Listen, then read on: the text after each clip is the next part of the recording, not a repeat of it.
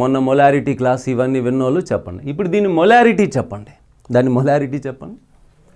దీని molarity 1 molar. ఎందుకు sir, ఎలా చెప్పేశారు సార్? మొలారిటీ డెఫినేషన్ ఏంటి? Number of moles of solute in 1 litre solution. 1 litre సొల్యూషన్లో ఎన్ని మోల్స్ ఉందో చెప్తే అది మొలారిటీ. ఎలా చెప్పారు సార్? 98 గ్రామ్స్ అనేది గ్రామ్ మాలిక్యులర్ వెయిట్ కదా. Sulphuric acid gram molecular weight ఎంత? 98 గ్రామ్సే కదా. మరి 98 గ్రామ్స్ అంటే 1 మోలే కదా. మరి 1 మోల్ 1 లీటర్లో ఉంటే మొలారిటీ 1ఏ కదా. కానీ శ్రద్ధగా ఆలోచించండి, 98 గ్రామ్స్ అంటే ఎన్ని 49లు? 2 49లు, అది 2 × 49 98. అంటే ఇందులో ఇది 2 × 49 గ్రామ్స్ కదా. ఒక 49 అంటే 1 ఈక్వలెంట్ అంటాం కదా. మరి 2 49లు అంటే ఏమనాలి? 2 ఈక్వలెంట్స్ అని కదా.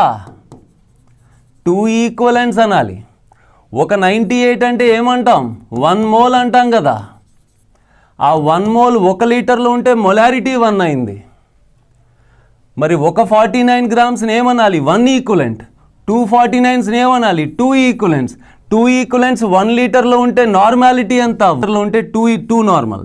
అదే 1 లీటర్ సొల్యూషన్లో ఎన్ని ఈక్వలెంట్స్ ఉంటే నార్మాలిటీ అంత కదా. 2 ఈక్వలెంట్స్ ఉన్నాయి 1 లీటర్లో, 2 నార్మల్. అంటే ఈ సొల్యూషన్కి నార్మాలిటీ 2 అయితే molarity 1.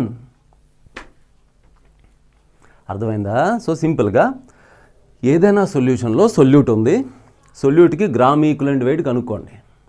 Gram equivalent wait, gram equivalent wait ఎంత ఉందో అన్ని గ్రాములు మనం 1 ఈక్వలెంట్ అంటాం. దానికి డబుల్ ఉంటే 2 ఈక్వలెంట్స్ అంటాం. దానిలో హాఫ్ ఉంటే హాఫ్ ఈక్వలెంట్ అంటాం. దానిలో 1/4 ఉంటే 1/4 ఈక్వలెంట్ అంటాం. సో ఇలా 1 లీటర్ సొల్యూషన్లో ఎన్ని ఈక్వలెంట్స్ ఉంటే అది నార్మాలిటీ అవుతుంది. సరే ఇంకొంచెం క్లారిటీ పెంచుదాం.